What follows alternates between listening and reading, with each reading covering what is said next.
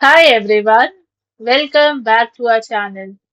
Today, in this video, we are going to see how to reset an HP docking station, step-by-step reset and troubleshooting guide. Step 1.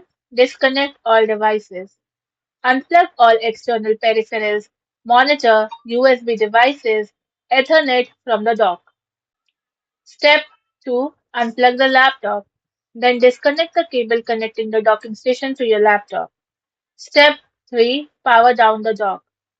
Then unplug the dock's AC power adapter from both the wall outlet and the docking station. Step 4. Drain residual power. Then press and hold the power button on the top or front of the docking station for 15 to 30 seconds. Step 5. Reconnect the power. Plug the AC power adapter back into the dock and a wall outlet.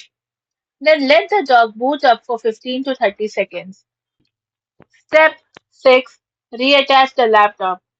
Then connect the dock to your laptop securely and wait for the system to detect the connection before plugging in other peripherals one by one. Here are some additional troubleshooting. If a power cycle does not resolve your issues, try these following steps before seeking a replacement. First is to update drivers and firmware. Use the HP support to check for and install the latest firmware updates, as outdated drivers often cause issues with the video output and USB connectivity.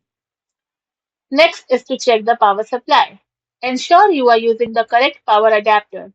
For instance, the HP G2 requires a 65-volt adapter, while the G4 G5 series may require 100 volts or more.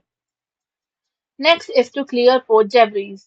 Use compressed air to clean the USB-C ports on both the docking station and your laptop to ensure a reliable connection. Thank you for watching, and for more such informative videos, do like, share and subscribe to our channel.